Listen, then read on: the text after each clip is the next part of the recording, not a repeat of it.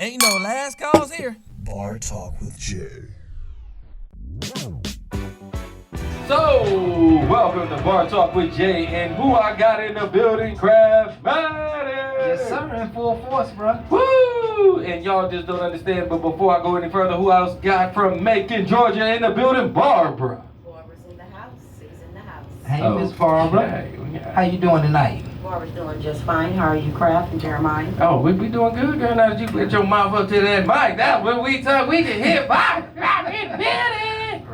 Right. Woo! Another exciting night, man. Yes, man. Yeah, yes. folks. This is Bar Talk with Jay, and this is just our opportunity to serve the community. And ultimately, what we want to do is inspire you tonight.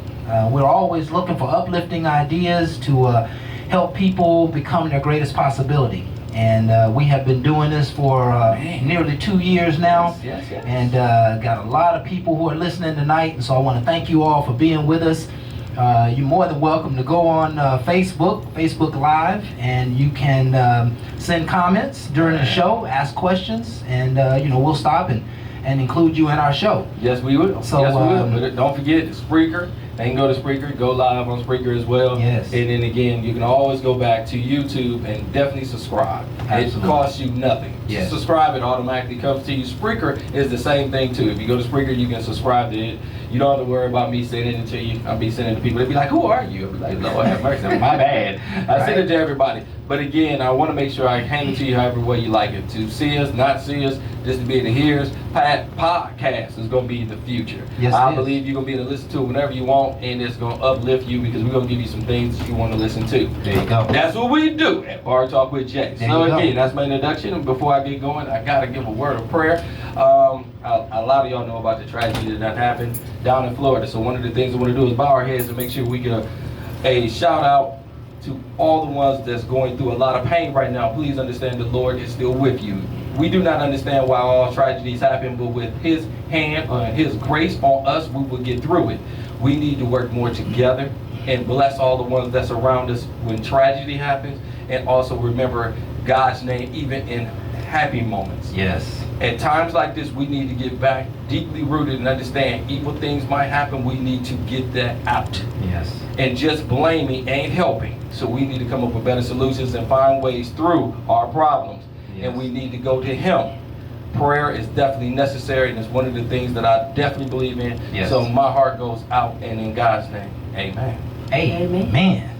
Well, I tell you what, you got a future on you, boy. Well, I don't know telling you. about that kind of future, but I tell you all day long, we got a lot going on in today's time, and I've never thought I was the best prayer warrior. The biggest mistake you can ever make in your life is doubting yourself. Yes. You need to open your mouth and let Him speak through you. He's in you. Yes. And when you start doubting, you stop doing. Absolutely. And that's why I started to stop the doubts, start doing. Yes. And doing sounds so, it's what? D-O. Yeah. It's the easiest do. Yeah. But you don't. Yeah. Come on. Right. Let's get back to what we really need to be doing. Absolutely. And last Absolutely. week's show helped me understand that even better. A bucket list? What's on your bucket What? list? That was a great show, man. Man. So many people that listened to it came back and shared with me that they immediately started creating their bucket That's list. what I'm talking. And when you're creating your bucket list, you're creating your future. You also create life. Absolutely. That You're means you creating understand your life. Yes. You know, you have goals, aspirations. You are looking at future things instead of being negative. life. Absolutely. Come Absolutely. on, man. And so ultimately what came out of the show is that ultimately the bucket list is about those things that you want to do before you leave this earth. Those things that you absolutely set your mind to achieving before you make your transition from this place. And some of them can be fun, some of them can be a lot of meaningful stuff, setting up trust and foundations for people, for your children. Some of it is just hiking in the mountains and parasailing and jumping out of airplanes. And so there's just so many ways to enjoy life, and so many ways, so many experiences that we can have here. And it's important that you setting the framework for your entire life by creating the list. The list gives you kind of a working tool to be able to do life. and to be able to create positive expectations for the future. You know, that's the difference between those who live mundane lives and those who achieve things. Those who achieve things are always set out to do something.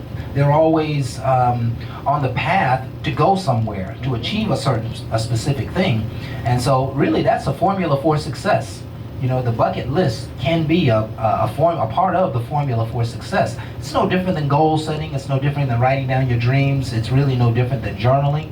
But it gives you an opportunity to really dissect, you know, the millions of things that you could do versus the 10, 15, 20 things that you will do. And, I always liked it. I think I blew your mind when I gave you my 3. And I go ahead and repeat them. I said, I'm going to be married. Oh! I'm going to be married again. And you know, if anybody asks me like when, good luck. I'm not there yet. One of the things, I have to be healed. And the show heals me. When you go through something, take time to recognize what you went through and not spread that through everybody else and blame people when you have fault in a lot of things that you do. So as I heal, I'm noticing that I need to go ahead and move forward. Yeah. Back to doing and set plans on healing and getting to that better place. So again, I don't want to be single the rest of my life. It's interesting that you say marriage is a part of your healing. Well, I mean, You know? again, one time I thought, you know, that right there I never want to touch again because I had that bitter wound. Yes. Okay? Yeah. Well, once I got past that wound, I realized what I blamed it on, I helped cause. Right. So when you start looking at your own self-inflicted wounds, you don't really punish yourself like you really should. So the bottom line is, I blame something on something that I should have just recognized. So Absolutely. that's why Absolutely. healing is a process. Second one is traveling, which is simple.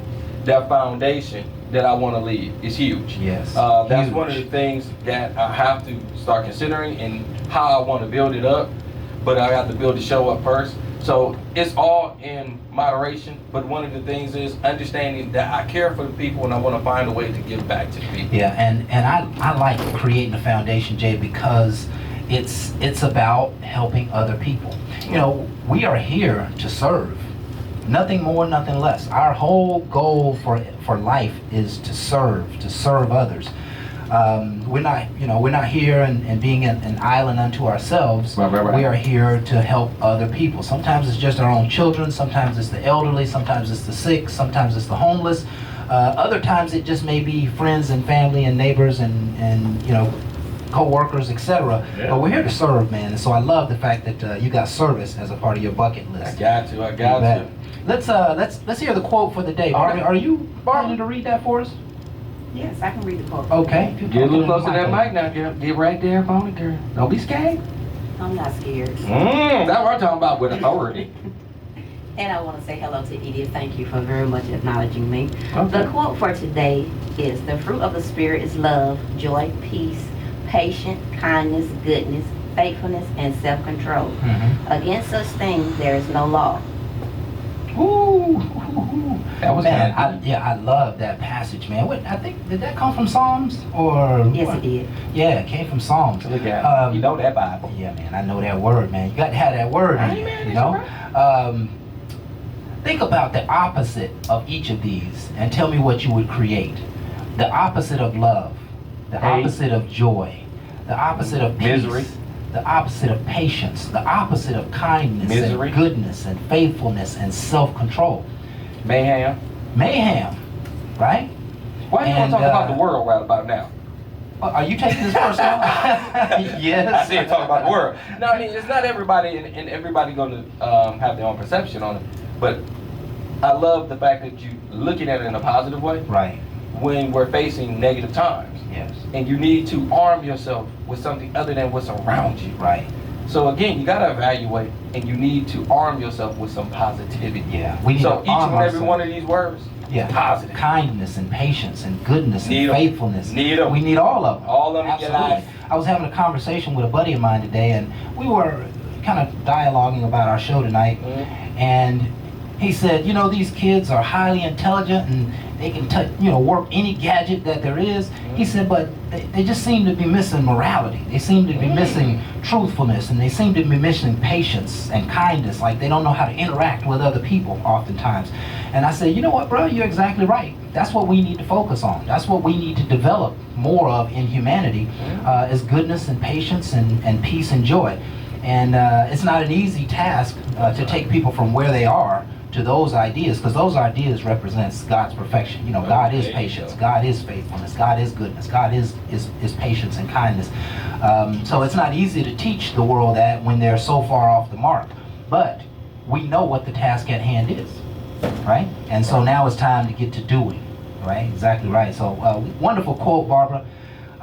Thank you so much for bringing that to the table, because I mean, that's the truth, the whole truth, and nothing but the truth. So help you God. Hell no. All right. Shall you take us into the next segment, Barbara? All right. The next segment is that we would like to hear Craftmatic's way of showing you how to motivate yourself. Craft. How to motivate yourself. Yeah, Yes, because how to motivate yourself. I'm trying to tell you, bro. I will tell you how you do for me, but I'll do that secondhand. Yeah. Go ahead. I do a lot to motivate myself. For one, I'm always listening to positive stuff. I'm listening to affirmations, I'm listening to sermons, I'm listening to positive messages on YouTube. There's thousands of them, hundreds of thousands of positive messages. I'm listening to prayers. I do a lot of praying myself. That certainly motivates me. But one of the things that I wanted to share tonight is the idea that like attracts like. Like attracts like, and energy begets energy, right? So you don't get what you expect, you get what you express. So if you get what you express, then you need to express the thoughts and the emotions that are equivalent to your desires, right? So if, for example, I need to pay a bill, if, for example, I need an opportunity for a new job, if, for example, maybe I'm sick or unhealthy, whatever the case may be, there's thousands of different options there. What I need to do is get into a celebration mode. See, if I start celebrating the thing that I'm after, then I create an equivalent vibration to what I'm looking for. Right? And that's what the Word has been teaching us all along, that we need to believe that it's already done. We need to go into celebration mode. We need to start playing the trumpets and calling upon His name right now, and then the thing we desire will come. See, that's why my bills ain't been paid. That's why your bills ain't been paid. That's why. You got to 'Cause celebrate. I didn't celebrate. You got to I got celebrate. mad every time that bill came, Craft. Yeah. I looked at that bill, I said, you know something? He ain't do yet. The date right there. I ain't do it. Let me tell you, I look at Craft all the time, I be like, Right. nah, they playing. Yeah. Talking about cutting it off. They playing. Yeah. You know, I had one author many years ago. He said when the bill comes, what happens is we go in there, we grab the bill, and on the way back from the mailbox, we looking through, and we know what bills are in which envelopes, and then we take that little pile and we sit it on the table, and we walk past it 3 or 4 times. Yep. And next thing you know, it goes in the cabinet or it goes on top of the Still old not phone paid. book, still not paid. But every time we pass by, we're worrying about it. We're concerned, we're doubting, we're fearing, we're wondering if we're going to be able to make ends meet. We're thinking to ourselves, that's so hard, and I shouldn't have, spent that money, and, I knew I should cut them lights off, last week too many times. Whatever the case may be, we go into negativity, right? I didn't go to negativity. So here's what you should do. You know what I'm saying? I didn't go to negativity. I do this fucking pay. I'm just saying, you right, but I'm wrong, Well, and I was wrong. Hey, listen, it won't be long for the lights be off. So yeah, I know. You we done heard this show up. We need to speed it up. Make sure you don't understand. One author says that when you get the bill out, take a pen with you, and on your way from the mailbox back into the house, write on there, paid in full. All right. Start celebrating, right? Right on there, thank you, Lord, for paying this bill. It sure is easy knowing that this is done. See, I'm already celebrating. I'm already living the experience that the bill is already paid. Folks, we are often so short-sighted on how powerful our spirit is, right? It is the spirit that manifests. Manifestation comes out of nothing but our spirit. A strong spirit produces fruit. A weak spirit produces problems, right? And so we got to get strong, and we got to get confident in the things that we want. We got to start celebrating those things.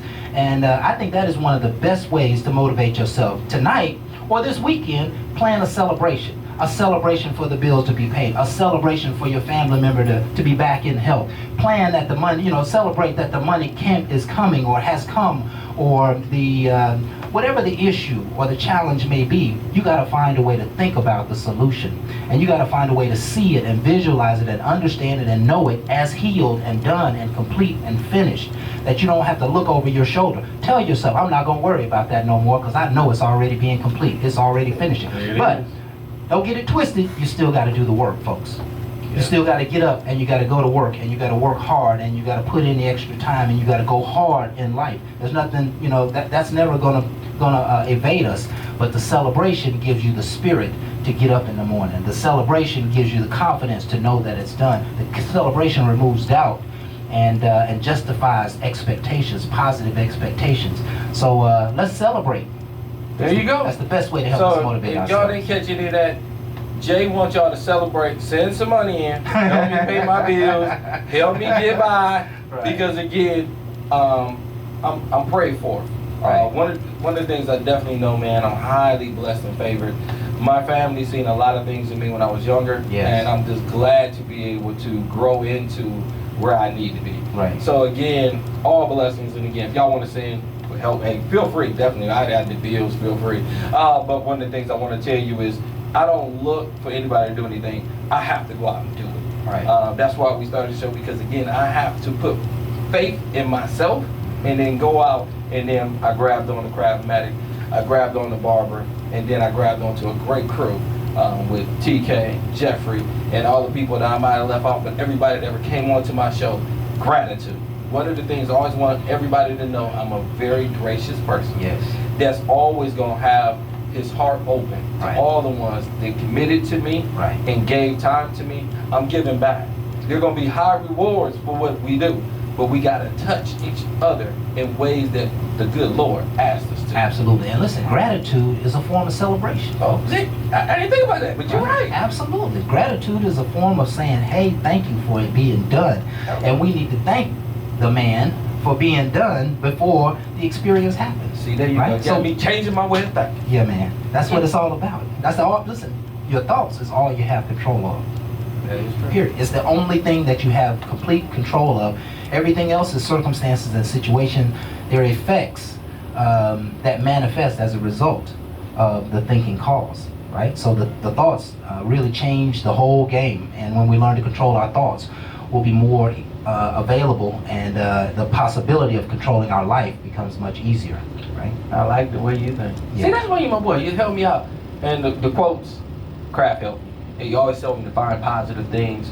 And I did that, and it's been helping me. And again, I put them out to the world. But one of the things, it makes me think a positive way to start my day. Yes. There's no reason Yes. to grab a quote when something happens. No. To start your day, it should be a positive way. Yes. Not because something happened and then you're trying to change from a negative to a positive. Right. Start it off with a positive. Maybe you won't stub your toe. Listen, and I do it every single day, like clockwork. It's force of habit now, because I know it's a methodology for success. I get up, and when I get in the mirror, the first thing I do is I say, you know what, Kraft, it's gonna be a great day today. Okay. I'm gonna sell I'm gonna sell cars today, I'm gonna make money today, I'm gonna make friends today, I'm gonna do something kind for someone, and I just start speaking over my day, right? The word says that day speaks.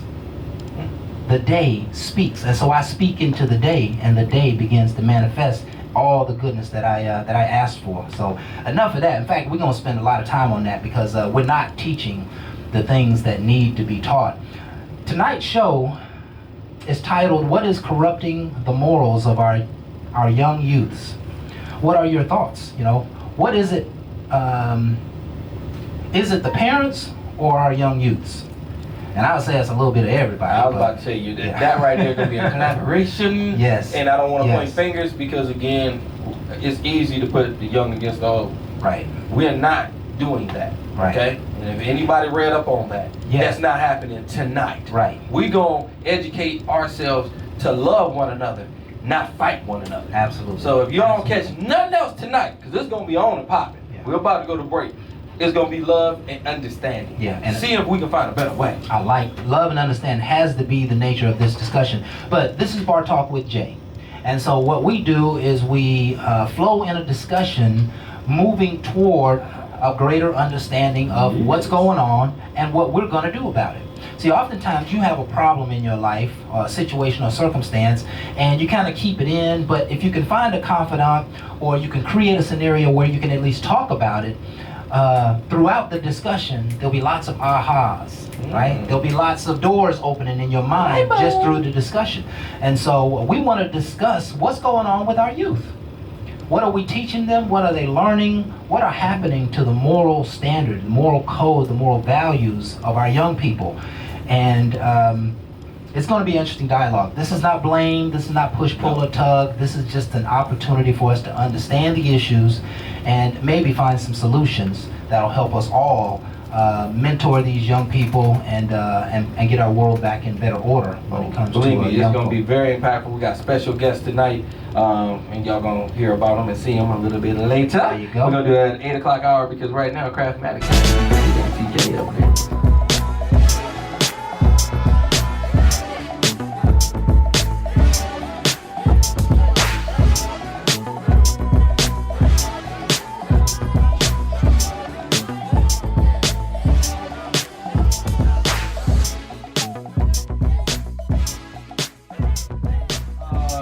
We always got to say who we got on the line. TK's in the, well, she ain't in the building, but she's on my phone.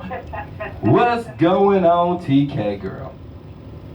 Hello, everybody. How is everybody? Oh, we got to get you a little closer to your mic now. Get a little closer to your phone, girl. Put it up to your mouth. Act like it's in front of Craftmatic. Oh my God. Yeah, yeah, you're louder now, girl. I'm talking about. Yes. Oh my goodness. How you doing tonight, Miss TK? I'm well. How are you? I'm doing good. Good. Glad to have you here once again, and I think we are ready for your segment. Oh yeah, you got Kraft over here rubbing on his head and everything. Oh yeah. Oh Lord, help us. It's hot outside. It's just Mr. hot. Clean, It's Mr. hot weather Clean. itch. Okay. The issue for tonight for me is there a such thing as doing a bad thing for a good reason? Ooh. Oh, say that one more time. Say that again and give us a little bit more behind that one because you got my brain twisted. Yeah, you know, I'm corrupt. I mean, just anything in general. Is there ever a time when you know you're going to do something wrong or illegal, but it serves a really, really good purpose? The ends meet the means. Okay. Okay. Yeah. Go ahead, Jay. Oh, I did it. I told you I had to pay some bills. I wasn't playing. You know, the ends beat the bills. I knew I'm normally paying on time. So again, I had different things come up, and I said, you know something? I get a grace period. I can go ahead and put some of this off. I can get some of the stuff done, and I can get right back to it with no interruptions. Everything's good. Might be a small late fee, but what I was doing was helping other people, making some things happen to get people in a better place. And then sometime I realized some of the things I did was just useless because it didn't help them as well as I thought it would. They right back asking again. So you live and you learn. But I did offset thinking that I was doing this for a better good. But some people just don't get it.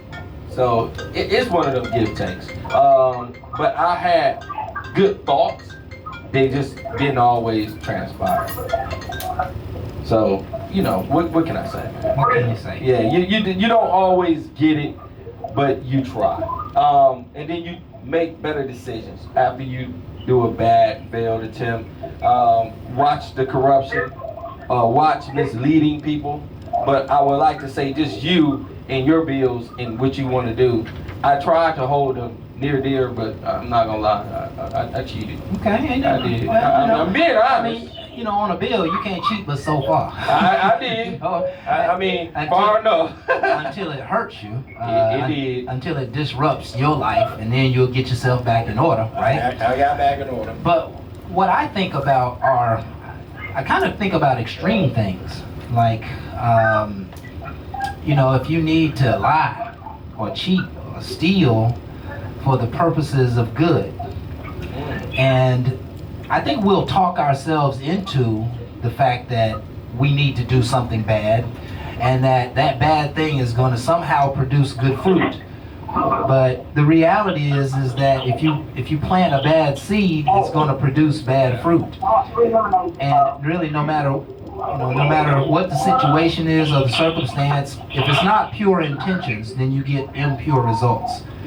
I agree Every with that. single time. And I have no doubt in my mind that there have been regimes of leaders to execute people because they thought that if the world knew what those people knew, it would contaminate the world. It would hurt the world in some way. Those people who put together John F. Kennedy and maybe even Martin Luther King's assassination, those people perhaps were thinking that they did a bad thing for a good reason. And ultimately, you're never going to stop the Lord's work from coming to fruition. Those were spokespersons and those were liaisons for the goodness that was to come. So you didn't help by doing a bad thing for a good reason. In fact, I think what happens if you do a bad thing, even with the intention of producing good fruit, is that it's going to curse you.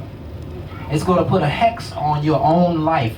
And no one likes to look over their shoulders, right? No one wants to correct. always have to be responsible for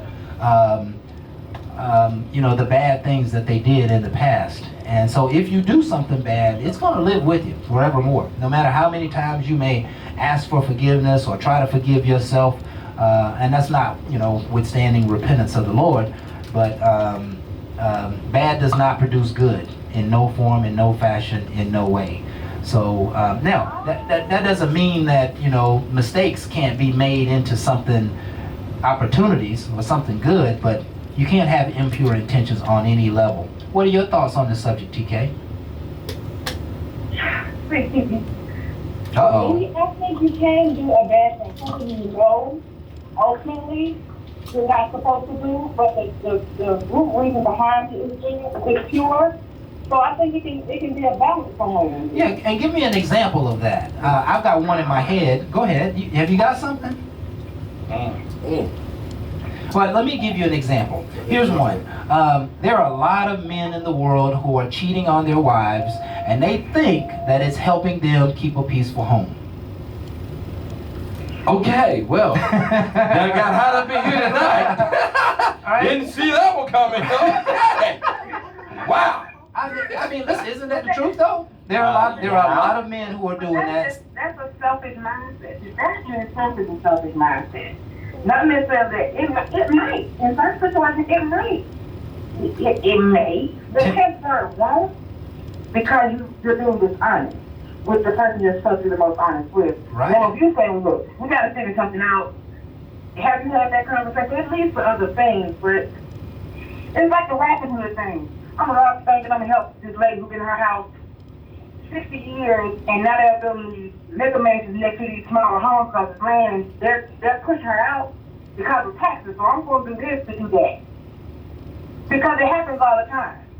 They get into these neighborhoods where the homes are worth $60,000. They buy the homes and make them worth $300,000. And the lady who's been in the house since the house was built in 1923, she can no longer afford to stay in the house, and she's retired. She don't get income, and she can't afford her home that she worked all her life for, because we've decided that these neighborhoods are more important to us because they're inside the city limits, they're close to everything, and we want it. Now her $800 a year taxes is $3,000 a year, so I'm going to do this to do that for her.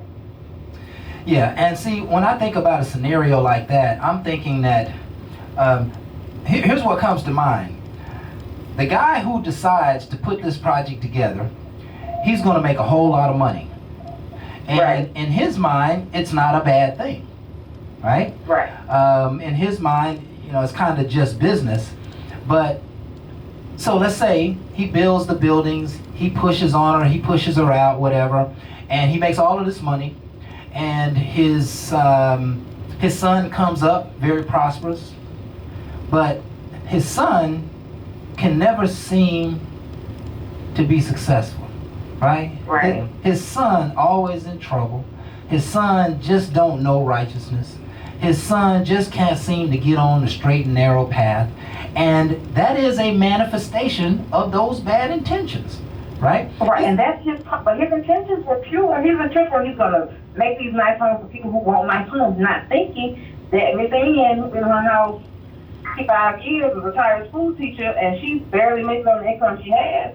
So for me, as her granddaughter, just say, that's my grandmother. Okay, so now I'm working, I got my own home, I got other stuff going on. I don't have $3,000-4,000 just to give away, for whatever reason. So I said, you know what, I got a couple of these pills left over from when I had my tooth pulled, and I know I can get $25 for them. Right. And I was selling just to help them out, because I don't want to push that house. I receive all my memories where whatever the scenario is, I do a bad thing. I know I'm not supposed to do that. I know it's illegal. I know if I get caught, I'll get in trouble. But at the end of the day, I feel like I'm doing a good thing behind it.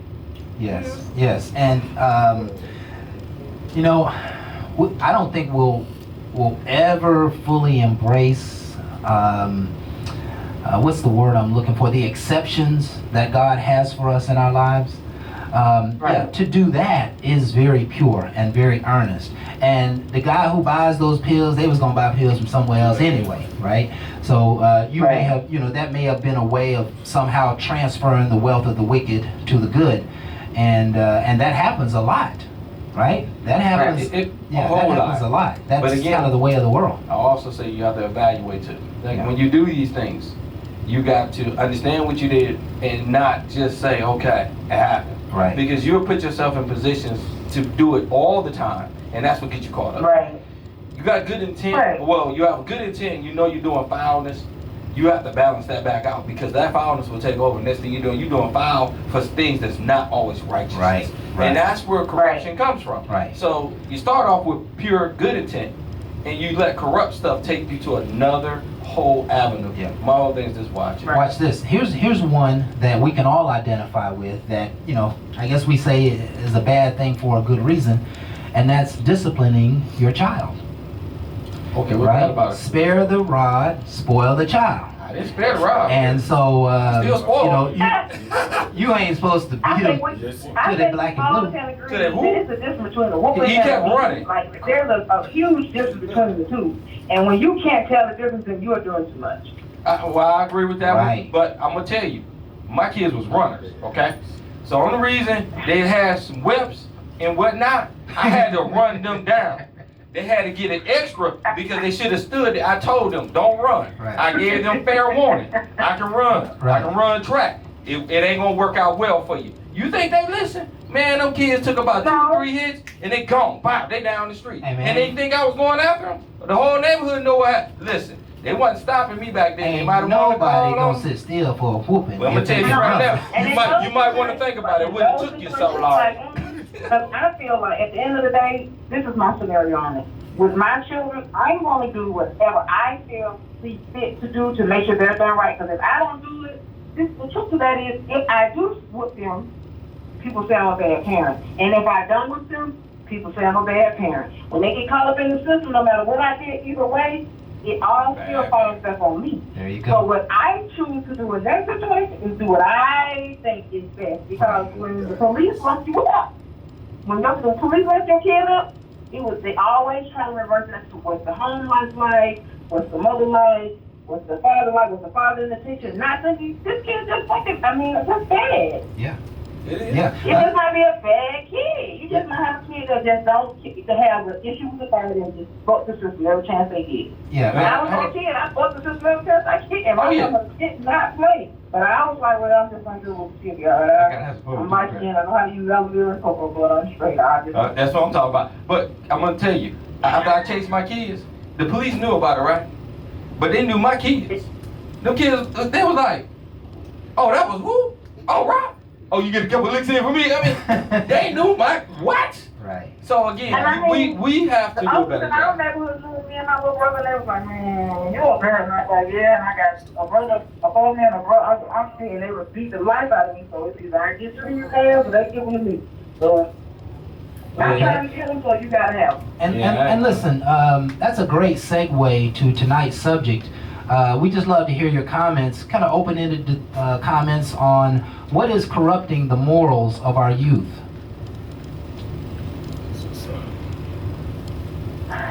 They're making being a parent, being a responsible adult, criminal. It leads back to what you feel is just for your child. I can't punish you if I say something to you and hurt your feelings. I'm a bad parent. If I say I'm a bad parent, it's the law putting too many restrictions on parenting. So now these kids know I'm gonna call the police, and people gonna love me. And if you touch me, they have no fear. There's no fear factor anymore. Okay. If Miss Ann sees her and Miss Ann go over you, then you be known. There's nothing to fear anymore. So you're saying it's the politicians, it's the laws, and the rules. Everybody is telling me what to do in my house, but nobody's in my house seeing what's going on. Right. And I think that's a great way to look at it, because society may be putting pressure on parents to be less effective, and to really not be able to give them the rod like we all. And I like to say, we had some parents went overboard, and we had defects and we had other things have to come into place to get some things in order. I understood that, but when we started letting the police start being the parent, I think everything went too far. Some things we have to handle. Again, my child pick up the phone and he called the police, that officer should come, listen to me, and then leave. You know why? Because I don't handle my situation. He's going to be coming back doing other things that we don't need.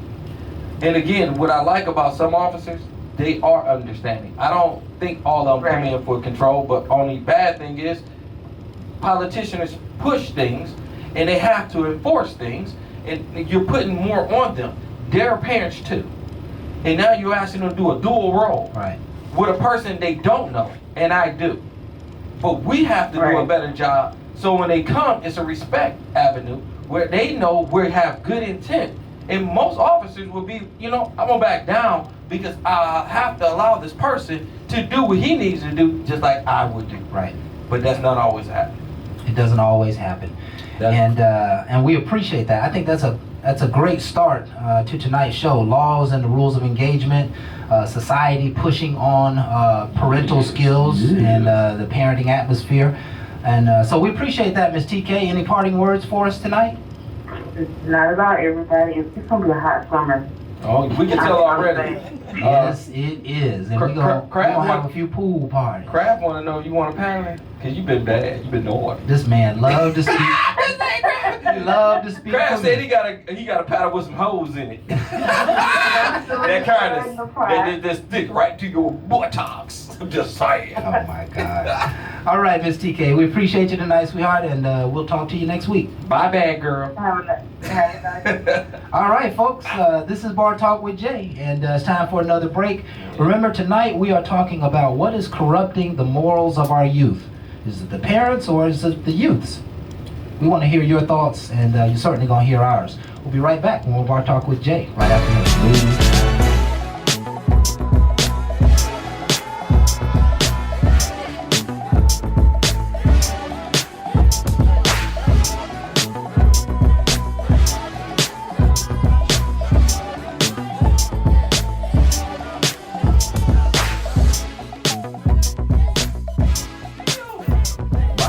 Do his thing each and every time. Now we got Jeffrey on the line, and the first thing I gotta ask Jeffrey, how was your day today? Because how your day was is 9 times out of 10 how everybody gonna take it. Hold on 1 second. Hang on, we got a little music. Brother Jay, everything went fine today. Okay, woo! How about you, brother? Woo, man, it was good for me. Good for me. Worried about you, baby. Worried about you. Because Jeffrey, you've known to take the saliva out people's mouths. I be wondering about you. But I know you went to the Black Panther premiere. I know you did big things. I watch the show. I always do things with you. I'm with you all the time. But I always got to ask you how your day went, because I'd be nervous. Jeffrey. But how was your day? Man, I had to work real hard today. The weather was beautiful, but I could see it outside the company window. But in spite of that, Brother Jay, you know what time it is. Yes, sir. Yes, sir. It's time for you to close your mouth and listen. You ask me some questions. I give you some answers from a man's point of view. I got one reason for the habitually single man and one reason for the habitually single woman as to why they might be single, but Before we get to that, here is my disclaimer. Now, what I'm going to talk about does not apply to you. And if it doesn't apply to you, I don't want you to put your foot up in that shoe. But if it does apply to you, I want you to put both feet in both shoes and walk around in because you're going to learn something tonight. Now, ladies, you go first. All right. All right. Brother Crab, how's it going, brother? Oh, it's lovely, man. It's lovely, man. Do your thing, man. All right, here we go. Now, ladies, you might be single because you expect a man to fix you without you putting in any work. I need you to feel me on this one, ladies. See, what you really want is you don't want the responsibility of the work. Actually, you want to pawn it off on somebody else so you can scapegoat them just in case it doesn't work. Because you actually understand that if you will attack your problems, if you actually address your concerns and your issues, you might actually get better, and then you would have no excuse for not pouring your all into the relationship. And if you pour your all into the relationship, that means that you will be vulnerable, and you ain't about being vulnerable because you don't want to be hurt no more. So that might be why you want a man to do all the work, but you don't want to do no work. I'm going to put it to you like this. You can keep on pawning that responsibility off on someone else. And what they're going to find is some of the things they're trying to get you to do, they're going to make themselves better. When they make themselves better, they're going to attract someone better than you, and then they're going to leave you and your issues single. And for a very long time. Come on now.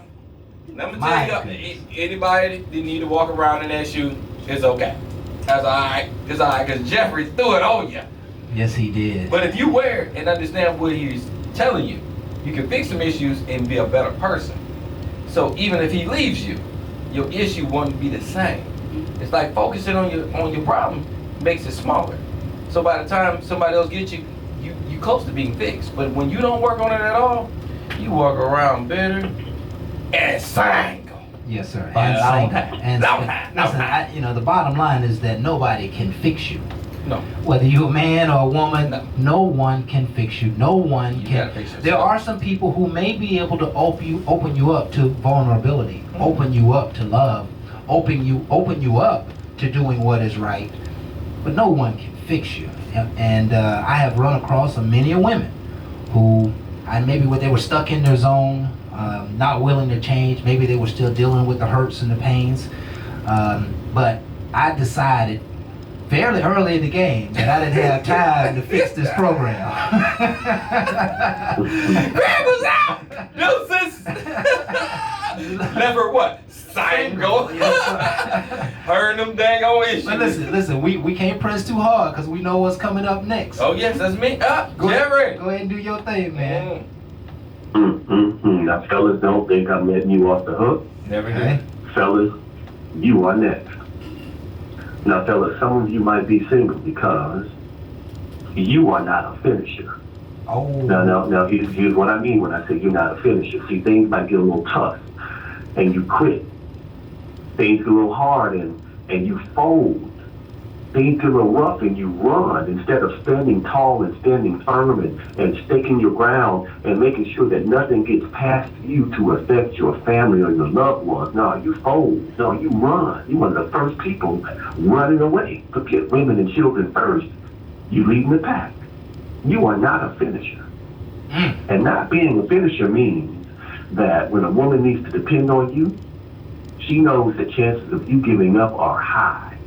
She knows the chances of you completing the drill are low. So what she discovers is that you are not dependable. What she discovers is that you might be, or she might be, better off without your ass. She begins to say, you know what, I don't need no dead weight. Actually, I'm lighter without this albatross around my neck. So she goes and builds herself up. Yes. And when she builds herself up, she begins to fly with her own wings instead of depending on you to help her maintain her height and soar. And she leaves your ass incomplete and single. Black Panther, power to the people. I love that. That's deep. Chirp, cricket. Well, yeah. Yeah, as the shoe don't really fit, but I'm gonna tell you right now, a lot of people don't recognize what they do. And you start and you talk, but you don't do. That's what we're talking about. And you know what? This is this is kind of personal. I always like to put myself in the middle of the road when Jeffrey's taking us, to these places of consciousness. And for many years, I thought of myself as a quitter. My ex-wife and I didn't make it. And at a certain point, I just kind of turned around and said, hey, I don't think this is what's best for me. I did a lot of prayer, and I did a lot of soul searching, and I bit my lip a lot. And I thought I was hanging in there until, ultimately there was an affair going on. It wasn't me. And I had to swallow that, and I couldn't swallow that. And so I was the finisher. I wasn't a finisher, we'll say. I just decided to run and to fold, and for years I had beat myself up for doing that. It has become one of my greatest regrets in life. What if I could have hung in there another 30 days or another year? I would have been able to keep my family together. So I feel convicted by this, Jeffrey, but I'm healed now, and I no longer look over my shoulder as anything was a mistake. It all happened by divine appointment, in spite of how tough the decision may have been. And I'm gonna tell you all day long, this me sitting next to you, and I heard your story a lot of times, and I'm gonna tell you all day long, you might beat yourself up, but the good Lord put you with a person, which is me, a person that was not perfect either, went through some things just like you have, and we can grow, and you will realize it wasn't meant to be, because you're gonna touch and help so many others. Yeah. Your life is going to be something that's going to be a shining star, even though it seemed like a wrecking ball. It was hard going through what you went through, but the people we're going to help, because we're going to save a lot more people from heartache when they start listening. And one thing they can understand is our story. So don't ever think your story is meaningless. Yeah, and I don't. But what you're saying is I left my wife to save the world. Well, no, you left it because your ass is mad. I'm gonna give you the definition. You was pissed off, Right. and when you left, you didn't understand the clearness of where all it was gonna go. And now Right. you go back, and your mind gonna wander. But the bottom line is, to me, Yeah. a lot of people going through a lot of things, and we don't sit down and talk. A lot more people gonna be lost. There you go. We're gonna be found in them dark places because we're going back to lead people back out with a better understanding, and that way we got less confusion going on. Yeah. The problem today, we ain't really talking. We're holding. That pain is not to be held. It's to be shared and passed on. Everybody else reading about it and they trying to make better decisions, but the bottom line, we're not always talking. We have to get past these pains and communicate. Because again, it grows you and it grows faith in others. When I heard your story, I knew mine. It didn't make me think about mine. It made me understand you better. From my point of view of my own. But I wasn't trying to make you feel better. I know what I need to do to make the best me. And that's what people don't do. They always find fault in somebody else to justify their wrongs. How about understand what you do? Yeah. And make change to it. Yeah, and let's just clarify this before we turn the mic back over to Jeffrey. Quitting and running and folding is not the way to manage anything. We need some staying power. No matter what it is. It could be a job, it could be your wife and kids, a family, it could be those old pains and hurts. You got to face what you fear, and that's the way the fruit will come through the back door. So keep doing your thing, Jeffrey. That is super powerful, man. Yeah, he did his thing. Go on ahead, Jeffrey. Do the next one. Lord have mercy. Man, the last thing I'm going to tell you is this. This is really important. You have to make sure that when you come to a relationship, you're not looking for somebody to complete you. You have to do the work before you get in a relationship to complete yourself. And then when you're in a relationship, what you find is you find a person that will complement you. Once you have the right complementary piece, you can go and build something, and you'll build something sound. Because when you expect somebody to build you up, you become the project. And either they get tired of building you up, or you get built up and you move on. But when you move in completeness, when you move in the fullness of who you are, not compromising anything, then you're looking for someone to complement you. Yes. And when you have the perfect complement, you can go further than you could expecting somebody to build you up.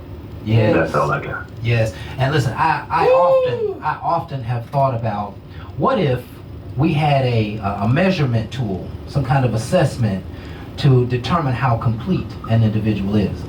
And we could let people see themselves before they attempt to enter into a relationship.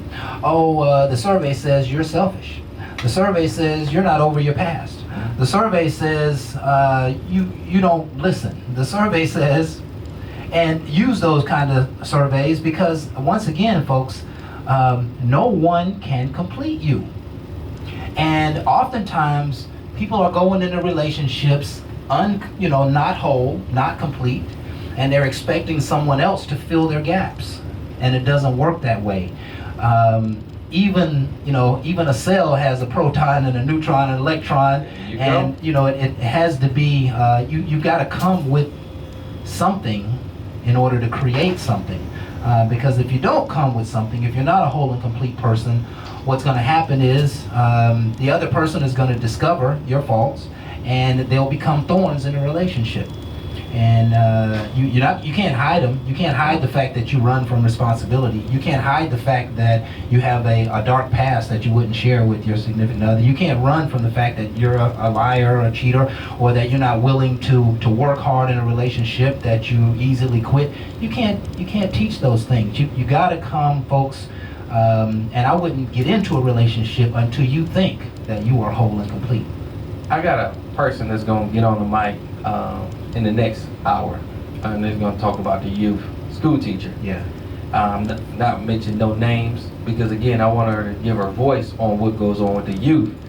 But when you mention about a marriage and a completion, her and her husband came to my house and did many things. And what I loved is every task that they did, she said some things, and then he listened to her, and then they went back and forth. But they was already helping me. But what I found out is they help each other as they do things.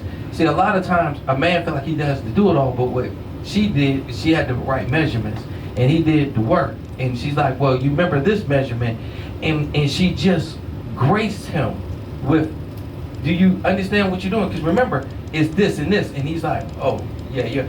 And they never fought. It was just a communication. I'm listening. Yeah. As a person that was in a marriage and watching their marriage show great results in their work. When they was done, they did it together. And when they left together.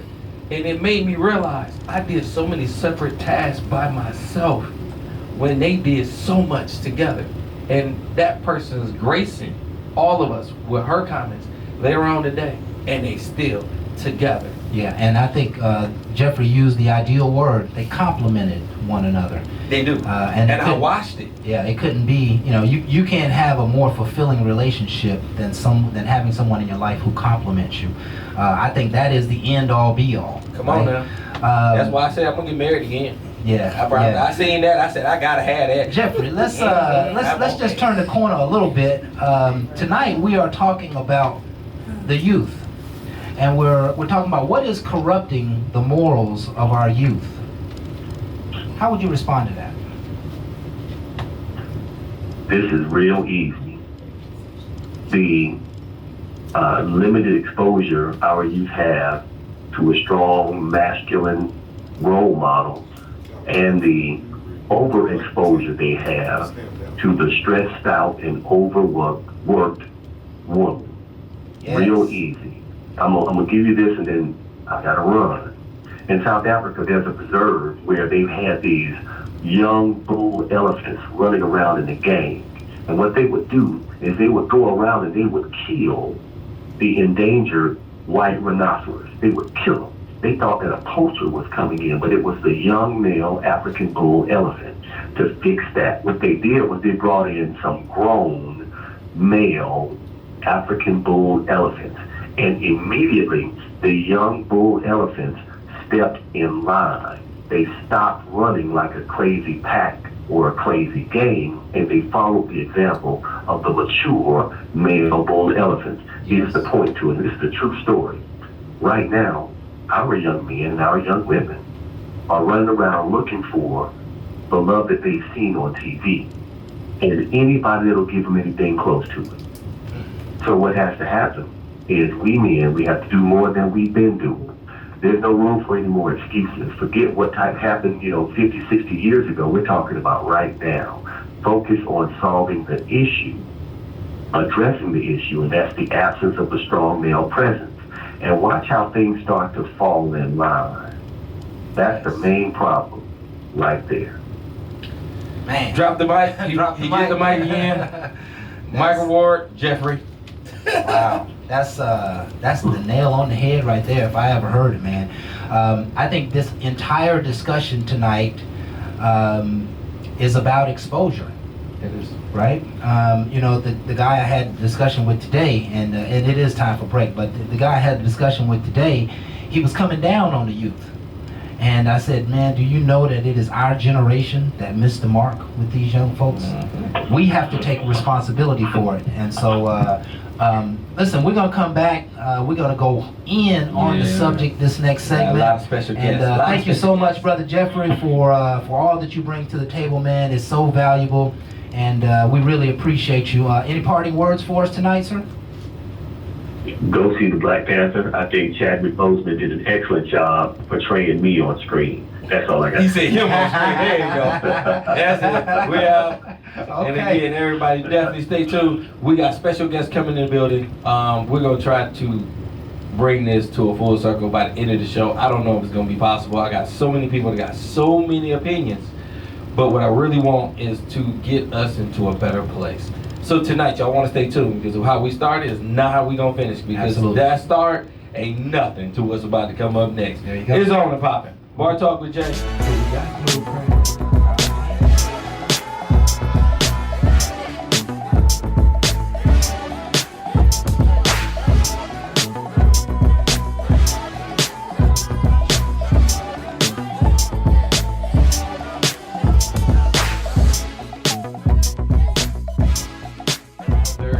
Barbara got the special hand today. Barb, what we got going on over here tonight, girl? You got stuff in front of you, you doing things. What you got? We got all these special representatives going on today. What you got?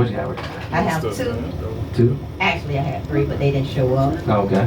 Long time coming, the storm, the snow, the sleet. But I just had to do it for us. Okay. But I'm going to give the PR his.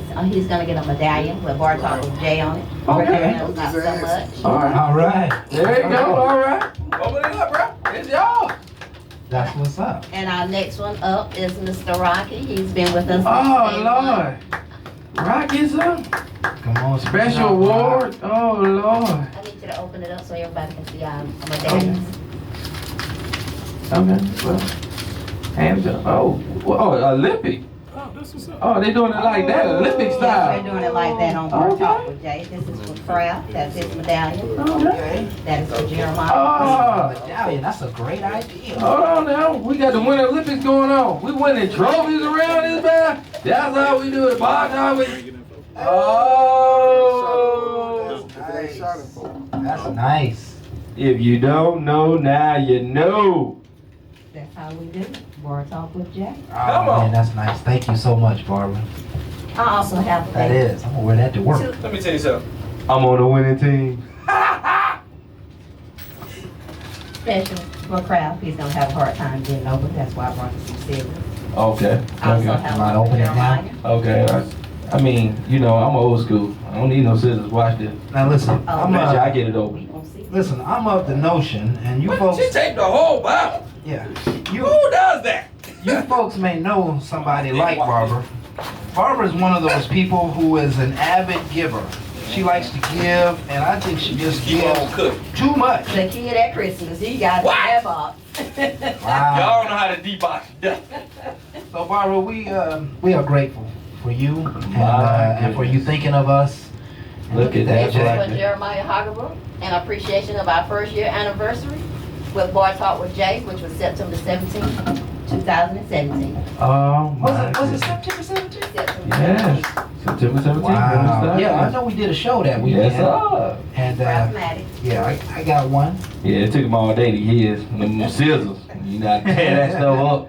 That's beautiful, man. Thank you, Barbara. That's an appreciation. Bar Talk with Jay. Thank you. Woo! Just spelled my name right and everything, you know? What?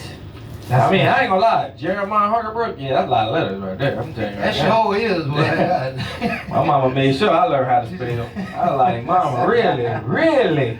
Took us forever. But I tell you what, I got a special guest in the building. Again, not to take away from what Bar brung us.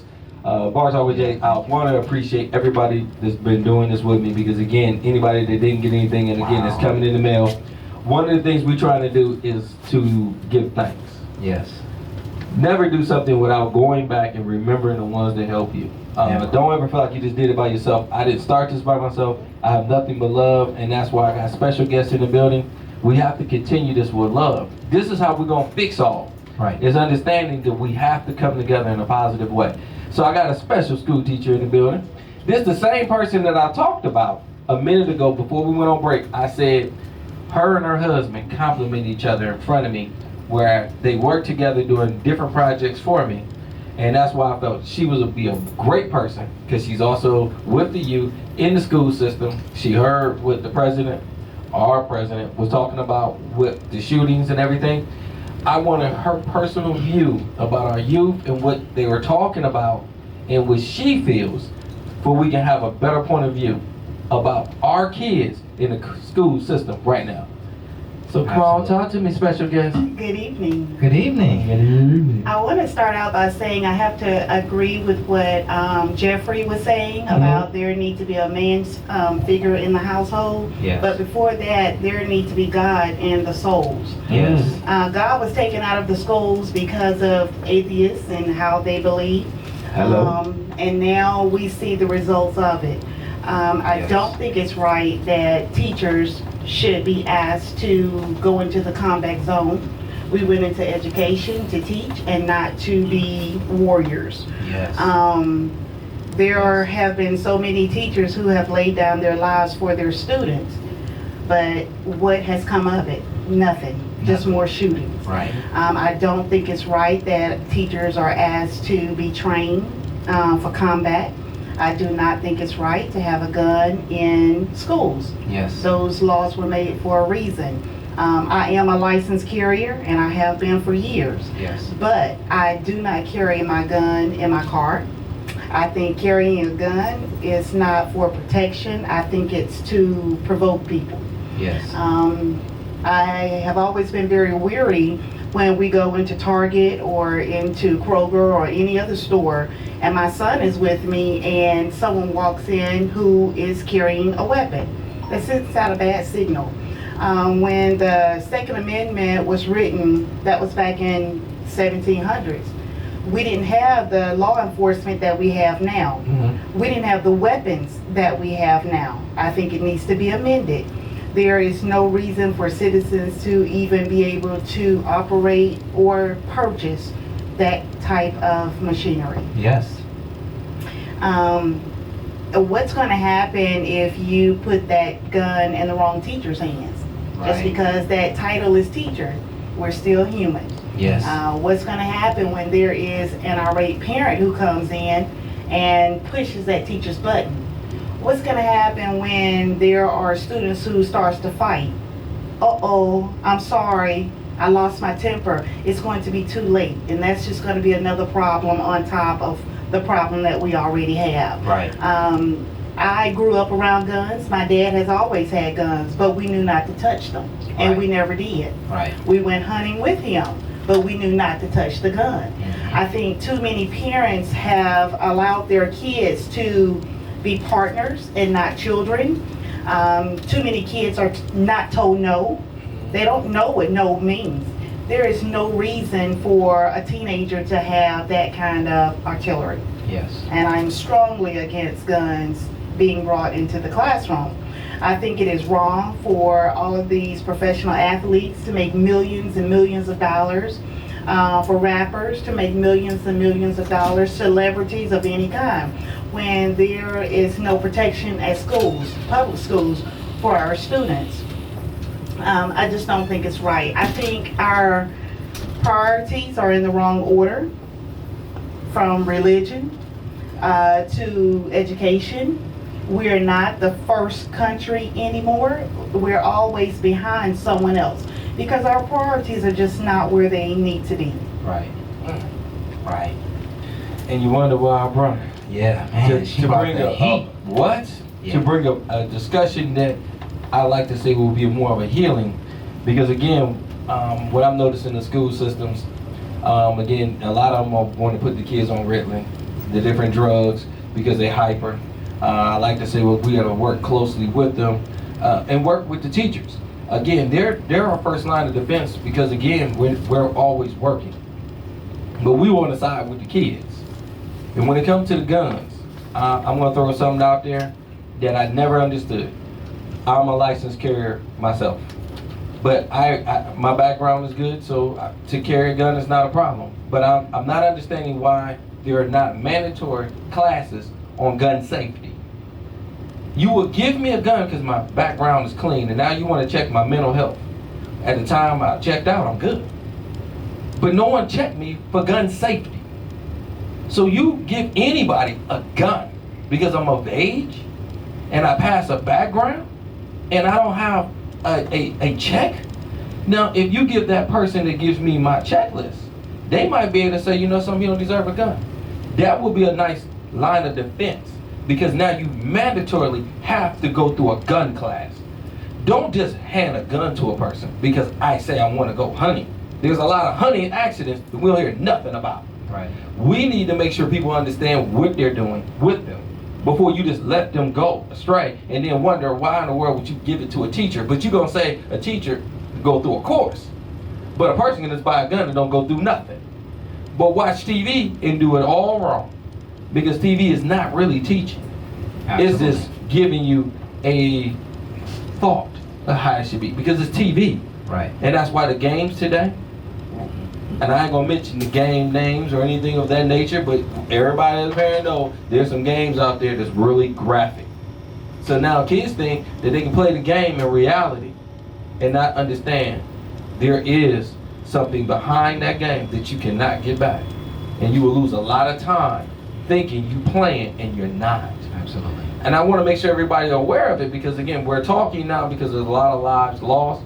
Not just this last tragedy, it's just been happening for a while now and it's not stopping. And again, attention and nothing being brought forth just means it's going to keep on.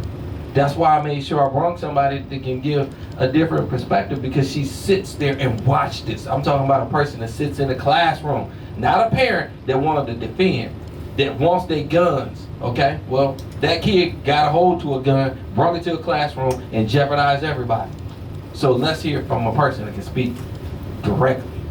I also think that the way our lawmakers are taking all of these robberies from the NRA, it's all about money. And if you follow the money, you're going to get to the source of all of the problems. We even have a president who has taken millions of dollars from the NRA himself, but they are the ones who are making these laws. And therefore, I think everyone needs to be a registered voter.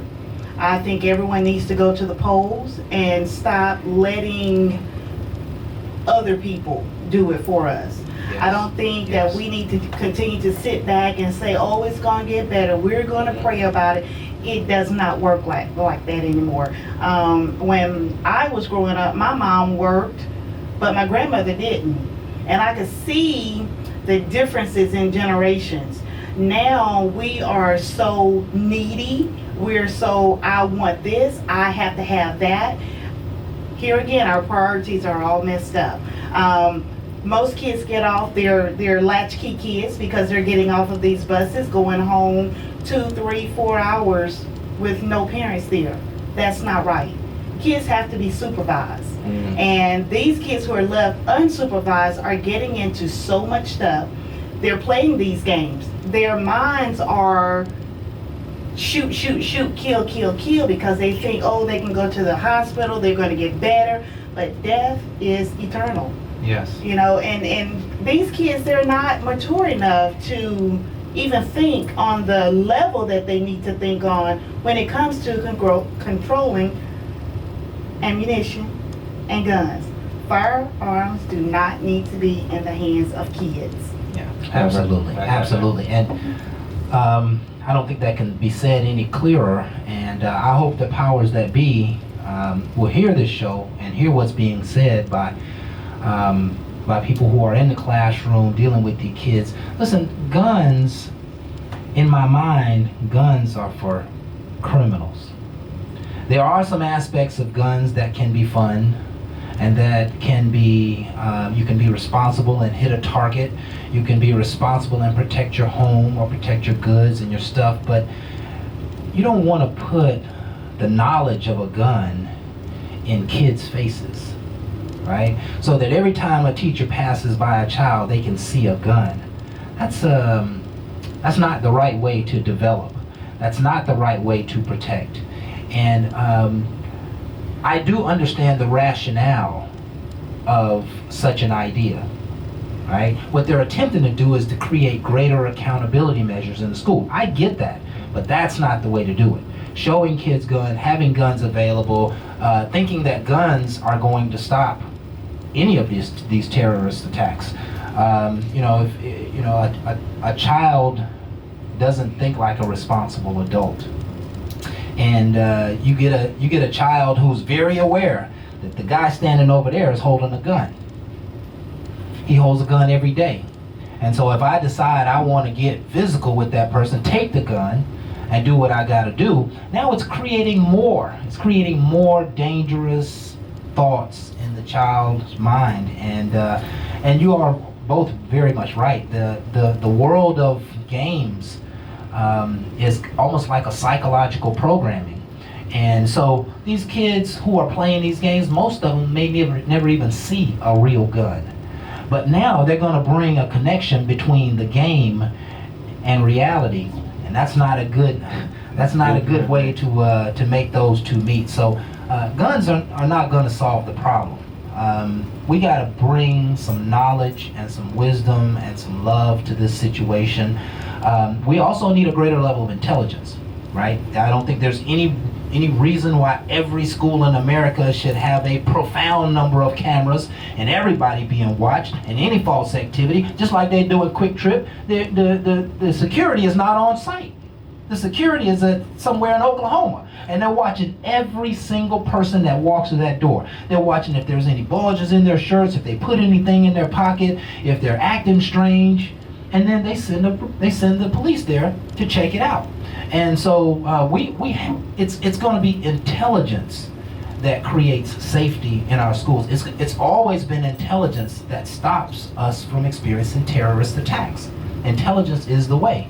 Now, I heard you say something that I just want to comment on for a moment. And you said, go to break. We spend are we there already? Okay. Oh, yeah. We spend there is an inordinate amount of money being spent on the entertainment world, actors and rappers and athletes, and oftentimes we are thinking that those dollars are maybe being paid by our local governments and institutions, but those dollars are a part of a system where people are taking advantage of other people's talents.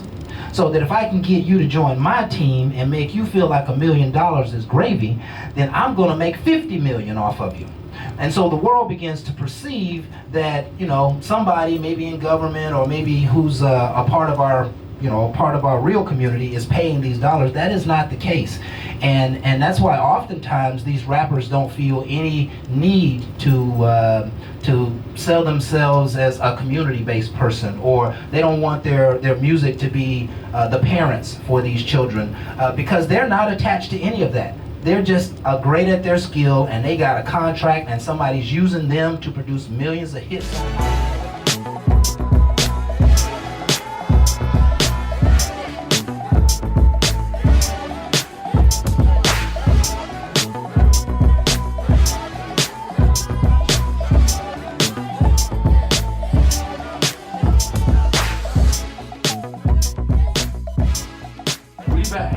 Bar Talk with Jay is so hot in the house tonight. It is, boy. Man, when I tell you, I love the conversation that's going on. If y'all just tuned in, we have a conversation that's going to bring our youth to the table. Tonight, please sit down and take this show and make it where you feel good to have a conversation to enhance our children today. Please do not be afeard of your child. Do not look at the police. Don't look for somebody else. It takes us to sit down and look at them in their eye and let them know they loved. No matter what they're going through, we need to make change. Yes. And this conversation tonight is about the dynamics of us coming together and not looking at the past, but to make the past more prevalent and making better solutions for our future. Because a lot of stuff in our past wasn't working, and we continue to throw money at it because money's being thrown, and we ain't seeing no resolution. Yeah, and here's the ultimate question. How do you build morality through money? Well, I mean, how do you teach a child right and wrong by throwing money at it? It takes nurture. It takes a parent. It takes a caring teacher. It takes a neighbor. It takes a football coach or a cheerleading coach. It takes interaction with people to build morality, right? A sense of right and wrong and a sense of good and bad. And I think oftentimes what is happening to these young people is they're not being exposed to good, quality, rich-minded people. They're not being exposed to righteous and loyal people. They're not being exposed to people who are going hard and going the extra mile, and that's a problem. You know, if you know the average child, I would imagine, is spending most of their life on their phone, most of their life on the computer, and so they're learning the world there. So we have to interject a little more humanity into every home. I agree. That's So, what it's going to take. we got Jamal. I got my man in the building tonight. Flew all the way in for me, as always. You know, I got fans all over the place. But he has a point of view, a younger man, younger than me, but well-spoken. I'm curious, what do you look at this situation? What can you tell us from, I like to say, you right there at the breaking point. And where's the breaking point? Where's he at? My point 31. of view is different because at 31, I hear kids or teenagers, they call me old school, and that's kind of disrespectful. I'm like, dude, I'm not. It's I normal. listen to my music and I realize it's 15, 20 years older, and I really got to go kill yourself. That's how I feel. I disagree with your points of view on so many different levels, and from a teacher's point of view, I respect it on so many different levels. My teacher is not supposed to be combat trained or anything. Right.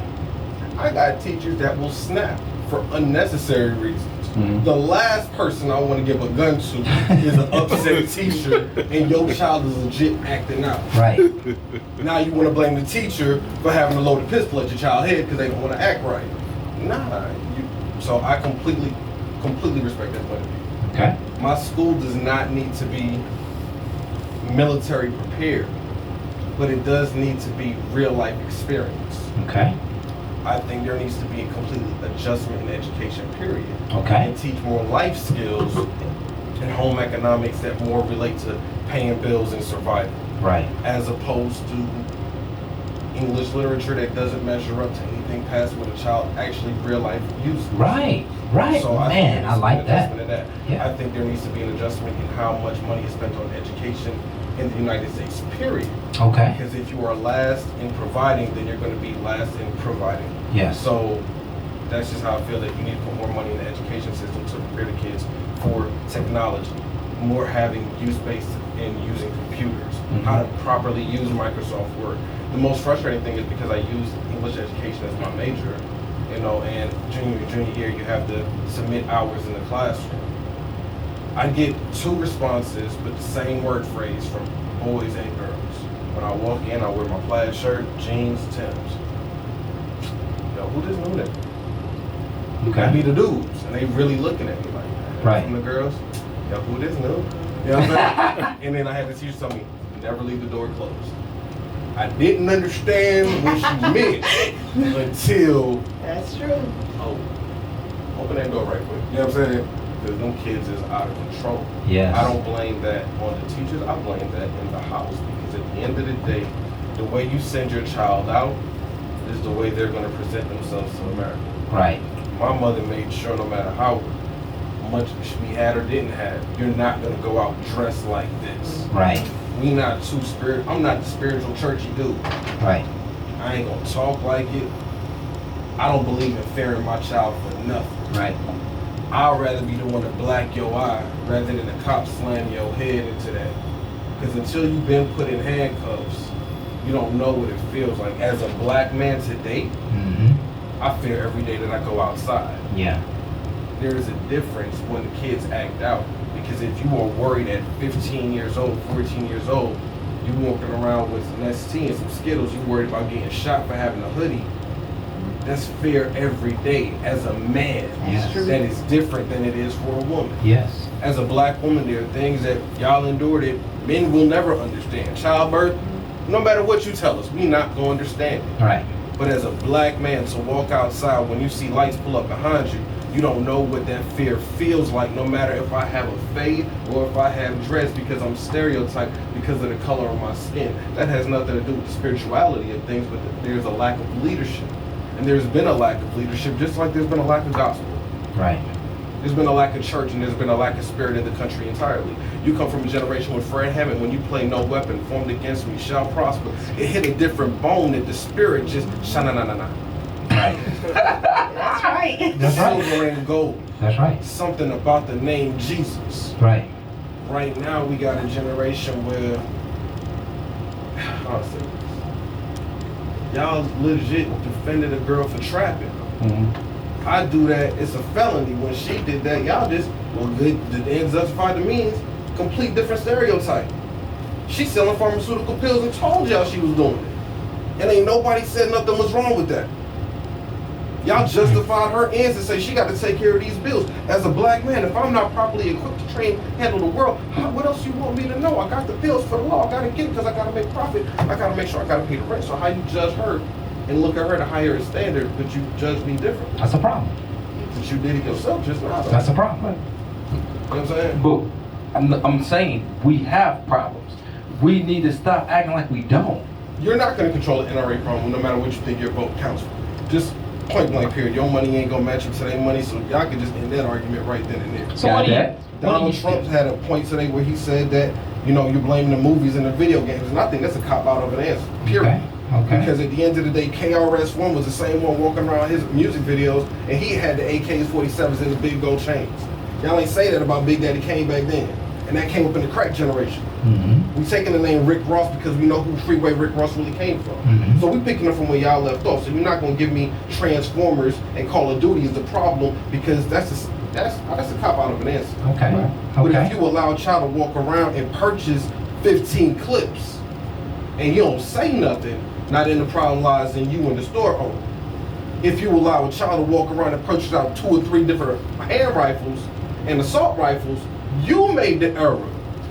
You're not gonna let me walk around and get 21 to go buy the bottle of Grey Goose. And you're not gonna let me purchase a gram of marijuana in a legal state unless I got my prescription marijuana card. So I don't want to hear the cop-out excuses about a video game or a movie when as the man or the adult or the store owner doesn't allow the right regulations. Well, they're following the laws. They're following the laws. Those are laws that have been put in place. They are bound by the laws, right? And that's what's happening. The laws are coming from, you know, the leaders. They're coming from Congress. They're coming from Senate. They're coming from the lawmakers, the mayors. You know, unfortunately, that's where it's coming from. And I'm not blaming. I'm not blaming in particular any of those. They all have their fault in diminishing the morality of young people. And so if we attempt to point finger only at one thing, it's multiple things, right? The full responsibility for a child has to be laid on his parents. And because the child is supposed to be learning what real humanity and real life is like in the home. But what's happening is these children are learning what real life is like from some other third party. It could be computers, it could be games, but and the reality is that they're being greatly influenced. Their whole mindset is being influenced outside of the home, sometimes inside of the home, you know, maybe most of the time inside of homes in terms of computers and games. But who's going to change any of that? I disagree again. What you got? At the end of the day, I believe that when you become an adult, there's a certain level of common sense. Right and wrong justification, you know The left shoe does not go in the right foot does not go in the left shoe. You Listen. don't believe me? All right, let's pimp some knowledge. I'll Listen. see, and then let me see how we feel about Watch it. this. Common sense is not common though. That's Okay, true. well, let's Right. pimp some knowledge into it. Because at the end of the day, I can't purchase what I'm not allowed to purchase. You're going to tell me drugs are legal in my community, but everybody knows what a Swisher is for. So if you parade it in a gas station, what you expect the high usage is going to be? But now if you go into a white community store and you go to that same Quick Trip, they're not going to sell it. They sell different type of cigars. But the community allows certain things. That you don't blame that on the home? No, that's an Not at adult all. knowledge. We selling community-based, what's in high demand. Not so at the all. store owners, as adults, know I can make profit like this. Consumerism at its finest. I'm gonna make money the best way I know how. The same way you just justified it for the young lady when she's selling her drugs, prescription-wise, on the low. Yeah, but you're tending, and I'm gonna confront you a little bit on that.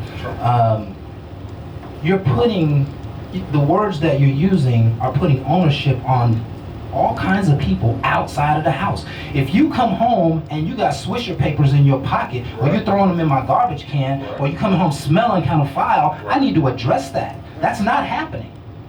It's not happening. Why is it not happening? And I feel like if you're allowed to come home with 15 clips of ammunition, I need to address that. And I'm not going to Absolutely. be mad at you for getting it. I'm going to want to know where you got it from. Right. That's So- right. We got That's right. We have to start identifying. But see, the whole thing in this conversation, before we go on break real quick, is a debate where we are recognizing a lot of faults. Right. We don't need to just sit here and say, okay, this, there, or that. If we don't have this communication, we're not going to grow properly.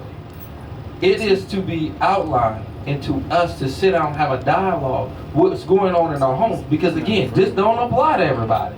But what you brought out is in our community, there is certain things that we are not saying and continuously going on. And we ain't addressing. So guess what? Let's take I'm gonna address it just 1 second, and I think this young man really put us on the mark. That there's a lot of stuff being taught in schools that are not making a difference in people's lives. It may give them an opportunity to see a little further, but we need those classes that are going to build morality and character in the school. We need them there, and we need to create a standardized way to approach human character and human morality. Kids are not being taught that stuff, right? I'm a big proponent that thought creates reality. We know the power of thoughts, we know the power of beliefs, we know the power of attitudes, but nobody's teaching children how to think. Nobody's teaching children how to manage their emotions. And so if you don't have a way to learn to consciously or actively learn how to think, how to manage your emotions, what does these games about killing do to people? You know, if you don't talk about that stuff, you don't create a forum for children to get involved, then you're not going to educate them. They're not going to grow. Tell you what, I'm gonna kill a break. I'm gonna kill the break. I'm gonna do the break. I'm gonna let my teacher talk and give her input real quick. And that's gonna be my break, is hearing what she got to say. We're gonna go back to Jamal, we're gonna come back. Because if we get into the end, because again, I wanna get everybody in, because I wanna make sure everybody get a dialogue when they get out of this show. You sit down with your kids and have a great conversation. That's it. That's not happening. But let's arm them with that conversation. What you got? I have to agree with Jamal when he said that we do need more real life scenarios in the classroom. I had to learn one that April Chaucer, and what good is it doing me now? I had to do trigonometry. I had to go through the chemistry and the physics. What good is it doing me now? I do agree that auto mechanics need to be brought back.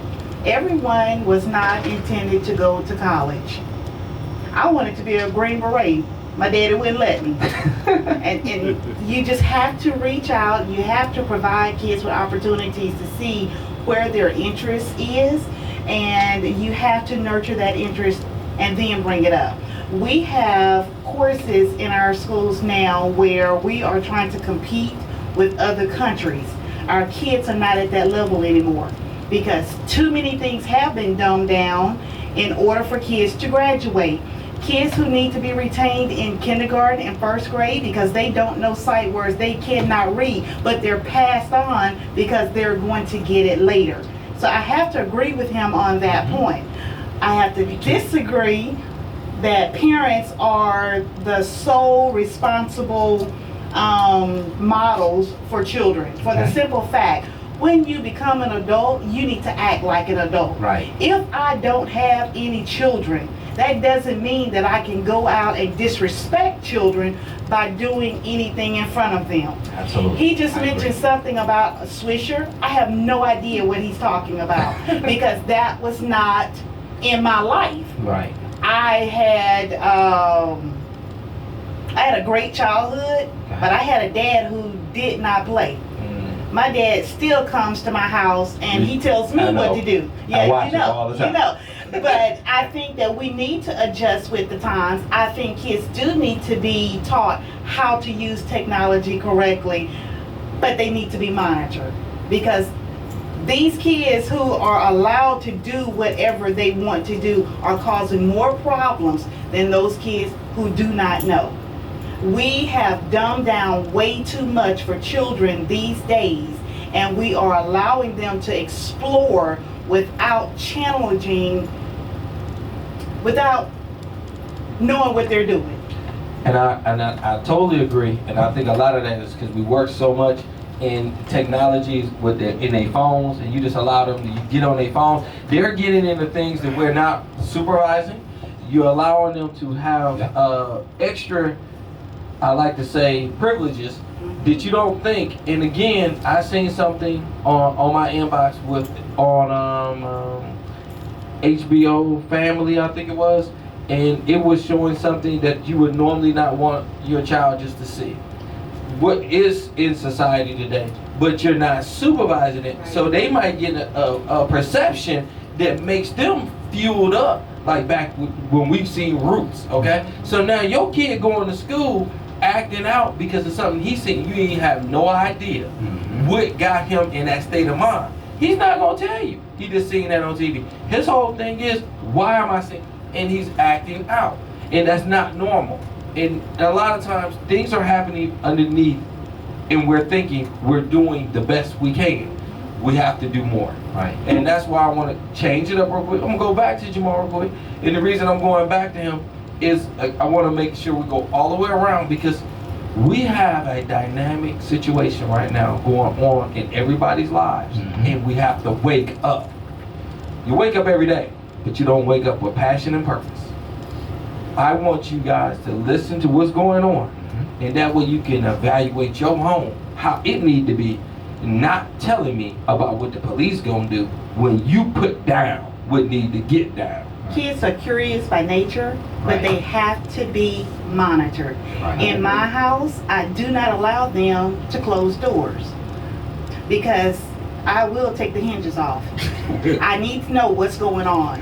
And my son, he's 16 years old, just got his license the other day, and he has already told me, Mama, come on, I want to drive by myself. I said, you know what? I told Felix, I said, I'm going to let him do it. But I followed him. When he parked that car at the rec center yesterday, he went inside. I said, do not move that car until you call me. We went back to the rec center and we followed him home. It's not that I don't trust him, but he is too young and too immature to be out riding up and down the interstate. I cannot do it, but I have to trust him enough so that he will learn. But it will be challenged by me. You're doing And I videotaped him all the way home. And I told him everything that he did wrong. I told him everything that he did wrong. But there are too many people who are having children nowadays to keep a man. It's too many people having children nowadays knowing that mama's going to take care of it. I had my child, I was 21 years old. I had to drive an hour and a half back and forth to Mobile every day because my daddy refused to let her go to daycare. My daddy got up every morning at 4:15. He was at work at 5 o'clock. Because of her, he changed his shift. He kept her in the daytime, we kept her at night. And you know how my child turned out. What? Listen, On that's- top of the world. that is parenting. Who's going to establish that level of accountability, that much care, that much watchful eye outside of your home? Well, hold on. The one thing I can say is No. I can vouch for, because I've never seen them outside without somebody sitting on the porch watching them. Because the whole thing is, she's not here playing. I brung her because I watch her parenting style, and I'm not gonna play with the world. She exposed me to something different that I didn't even see. But we need to understand. She helped me realize that I might have done some things off scale, okay? Okay. But she showed me some things that'll put me on scale. My kids' days over with. But I need to be an adult, and I need to make sure I look out for these younger youth like she looked out. Ain't no bad kids coming in my neighborhood that she ain't running off, because she's monitoring. We have to take that same responsibility with her kids, my kids, and any other kid that come in this neighborhood, because we have to be that tribe and quit relying on just her. It's not her responsibility to be Mother Teresa for everybody. We need to get out there and support her. And that way, when she finally get tired and she go in the house, she got somebody that's gonna be out there with her. That's a tribe. And that's how we gonna exactly beat right. this and not blame. Right. Because I watch. And she never asked me to watch her, because she was watching hers. But she watched out for everyone. And that's why the community came together, because she showed concern. Not because she sat in the house Right. and let them do what they want to do. Right. Like everybody, never mind. Right. Go ahead, man. What you got real quick? I don't know. What you got, Jamal? I like it, Jay. Man, I completely agree with the teacher again, because, and I agree with you, you gotta take pride in yourself. Right. Alright. Teaching the best and worst class. I hate freshmen, I hate seniors. I hate them, hate them. Freshmen come in too arrogant. Seniors, you gotta deal with parents asking you to change grades to help their kids get through. It's annoying. Sophomores and juniors, love them. They learn the most. It's time to mold them, teach them, legit show them how to write an essay in format. That's when they really gotta pay attention, because you gotta get your applications out. I love them for that generation. Yep. I like taking pride in yourself. There's a time when Atlanta we had Crump. We had a time when Atlanta, it was proud of itself. I think that if more communities are proud of itself, that will address the issue. I don't expect Mechanicsville, I don't expect Conyers to raise up $5 million, change the law. I don't expect it. It's not realistic. What I do expect is the fathers and the mothers in the community, because everybody ain't at work at 3:45 when the school bus come around. So what about the 15, 20 brothers from the neighborhood? If y'all try, hey, do whatever you do, but when the school buses come around, hey, we making sure them kids get their respect. But at the end of the day, they need somebody to step up and say, this how you supposed to tie your shoe. This how your mama not there, your mama at work. All right, so look, let me show you how to do it, and then I'm gonna go talk to your mom later on in the afternoon. There's something about Georgia, Yes. when you get Georgia sweet tea. I messed around and went out to California. Swear to God, you get there, they gonna give you unsweet tea with Unsweet a couple tea. sugar packets. It's a problem. It is. I messed around and asked them for some red velvet cake. When we was at work, one girl messed around and dropped the red velvet cake right next to me. And I looked at her like, the hell you doing? That's red velvet cake. You better pick it up 5 second rule. In fact, you don't just drop no red velvet cake. I say that to say this, that when you drink Georgia sweet tea, there's something about it when you drink it on the summertime porch. Hey, put a smile on your face. Because you know what it means. You outside with your community. Hey, y'all balling out there? All right, man, let me go throw the ball with y'all. Hey, girl, come here. Let me make sure. Let me do your braids right. There's something about that community love when you just sip a cup of tea out there on a summer day. And I think you need more of that, because that's going to be what changes Yes. the rules and effects in the household. Yes. Because if you're a community and stand up with pride, it's something that we going to do together. Yes. When a gang stand up and we mob deep, we squad up at the club, you know what it is going to pop off. If we 20, 30 deep, somebody going to get their head knocked off. Mm-hmm. But if it's 20 brothers outside at the bus stops now, we say, hey, y'all going to make sure y'all get home safe. That's a different thing. That ain't asking y'all to change no rules. That ain't asking you to do nothing outside your day. But that is bringing a form of parenting to the street. That's being a form of adult. Because just because you don't got kids, don't mean you can't step up and say, hey, this how you do this. Just I 'cause might you not ain't. be the mother That's right right. now, but I know how to handle this form of business right here, so let me educate like this. It's not all on the parents, it's the community of where you live, and you stand Yeah. up with that level of pride. That's exactly right. Because And- every parent don't know how to parent. Well, every parent don't know how to parent, and everybody without kids still have a parenting responsibility. And I think that's what you were saying a few minutes ago. Yes, you was. But it comes down, in my opinion, every bit of it comes down to what you put in is what you get out. In every facet of humanity, here's the thing I learned, and this is a psychological absolute. All human behavior is learned behavior. And if you learn the wrong thing and nobody's there to check you, then you veer off the path. That's just the way. If you start lying and nobody checks you on lying, then you think that lying is okay, right? And it's not something that that you necessarily. I guess you can teach it. You can have classes on morality. You can have classes on telling the truth, and which really should be a part of the equation is that we got to have more morality there. But these kids are learning these horrific behaviors from somewhere.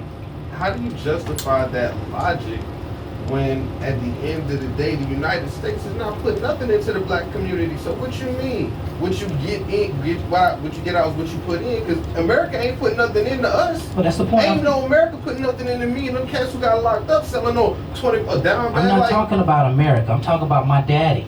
I'm talking about my mama. I'm talking about your mama and your grandma and your great grandma. They instilled things in you that they're not going to learn. That if you don't have two parents, you're going to have to learn some of that stuff out there In the community. And those Okay. 20 guys that you're talking about, those guys should be teaching some classes. They should be just tying shoes. They should be saying, you know, hey, here, let's the classroom on Saturday morning. We got school. We got community classroom on Saturday morning. Those are kind of answers that bring community, and those are the kind of answers that develop people from the inside out. What's happening is people are being developed from the outside in, and they're bringing all of these bad habits into the world of manifestation we call terror, right? And that's, you know, think about it. All of these people, the guy who did the shooting and all these people who are doing shootings, that they all got horrible histories. They all got lack of support. They were beaten. They were raped. There's nowhere. Unfortunately, I disagree. That's white boy problems that you talk about right there. No, that's all of our problems. Cats that I know, I don't see cats that I know waking up 9 in the morning to do a class. We not gonna operate like that. We ain't had that type of leadership since you talking about Malcolm X, Martin Luther King. That's the last time you got brothers from Farrakhan. Last time you got some dudes doing like that. Cats I know, we gonna show up for the club, or we showing up to Shorty house, or I'm punching the clock. If you don't fit in that rotation, we're not talking about what you talking about. So I can't expect them to change like that. You expecting people to do something that they ain't seen done. Right. That's exactly right. That's exactly right. In a minute. That's exactly. We're expecting something that we haven't seen done. To come out there and show up the classes and marches. Hey, bro, I can say you some of them cats I know don't know what a cotillion is or a rites of passage. So don't expect them to do what they ain't never learned how to do. Right. You got to feed them in the way they understand. Hey, bro, just go out there in the house and go throw the ball with that boy. Right. Now, what I'm going to do right Both there of is bring it to a round table on that note alone. We have a gap, and we have a responsibility. In our conversation, there's a gap. We got to fill the gap, and we got to help the young. We can't be against each other. Right. What you're saying is just the total truth, okay? Right on point. Yeah. So if I take you, and that's why you're here, and you give me the knowledge of the gap, and we go, we change. But I can't do it alone. The problem is, if I send a bunch of people out there and they're not equipped, you're not gonna make change.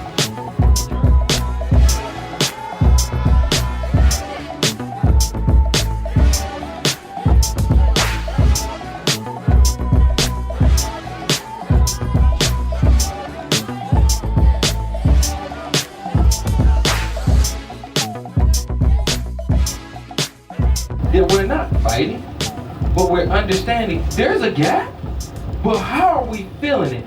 And are we doing it in the right way? My whole thing is, I ain't never told you this show was gonna give you all the answers. I always said when we was done, to have a conversation. Right. But if I'm giving you some facts about some things that go on, and you gave me some great point of views where we're not always addressing, if we can take these home and understand there's some people out there that took all this in account before we ever did this show. And that's my school teacher that was across the street, and she taught me without teaching me how she did what she felt was right, how she was raised. And I adapted without her ever knowing that I have to make change because I love what she did. Exposure helps change you if you accept it. I accept it because she had open arms for everyone. And everyone in this community loves her for who she, I mean, anything go down, we calling her. I can't call her name. But in my community, don't nothing go down without calling her, because she earned that respect. Right. She didn't ask for it. Right. She got it because she cared. She cared for everybody. Social butterfly, everybody ain't doing that. And guess what? Nobody asked her to do it. But she brung it the best out of me because she told me, you don't know how to pickle. She did. She called me out. I was going through some relationships. Man, when I tell you she hurt my feelings, she like, you need some help. So guess what? I ain't never said she wasn't right on a lot of things. But she sure pulled me out on that one. And I can say it to today. If I wouldn't have stopped and thought about some of the things I was doing with her watching, because she see everything. Ain't nobody come to my house she didn't see. And she sure let me know. You had a lot of visitors. I think you need to cure the cure. Little formulas, I wish somebody would address. The most frustrating thing as a teacher is to be limited and be stuck in standardized testing. Yes. It is frustrating when you know you want to teach them point. different things, but you got to go through this curriculum. Right. And you know, hey, look, I be around these kids, and this ain't gonna work for my class, will work for your class. Right. But they're stuck in it. So what we do need is a community, again, which I go back to the community. Because if you go to the school board in your area and say, look, it's not all the teachers. We need y'all to change the format, allow some different classes. You do that piece first, and now you allow the school board to change the way they test the kids. There you go. Now you allow more money because it's higher success rate. There you go. Now you put more money into the community that knows how to teach these kids the skills they need to handle everyday life and not fall on their face, but know how to teach them that. Now, I'm gonna go ahead and say that might be a great start to a long-lasting problem. So again, Bar Talk with Jay, Craftmatic, you got anything, man, before we get up out of here? Because again, it's a long show, but I'm gonna tell you, I love it. I love it too, man. I love it too. I mean, we covered every angle, you know, or we covered so many angles, but it's important for every one of you, those folks who are listening, to ask the question yourself, what can I do to make a difference? How can I be empowered to help the youth? How can I be empowered to bring greater morality to the world? If you don't do anything, you can't expect anybody else to do anything. There you go. Barbara, you got anything on our way out? Barbara, Macon, Georgia, in the building. Macon, Georgia. The only thing that I have left to say, first of all, we need to put God in everybody's family, in everybody's heart. And then we need to all work together as a community, friends and family. Even if they're not your friends or your family, help them out. Get, like Jamal said, get them together, let's get it together and have faith. Absolutely. Bar Talk with Jay is saying, have this conversation. Let's get communities together. Let's make this tribe work. That's old school, tribe. That means come together in a way that we gonna make our community grow. Quit looking for somebody else to fix our problem. They're not gonna do it. We made that very clear at the beginning. You're looking at somebody to fix what we need to grab. We had a great movie show last week, and we need to grab that strength, get our communities, and we need to be the superheroes of today. And quit asking yourself, when is somebody gonna lead you? When is you need to get up and do? There you go. Quit playing. Bar Talk with Jay. Ain't no last calls here. Bar Talk with Jay.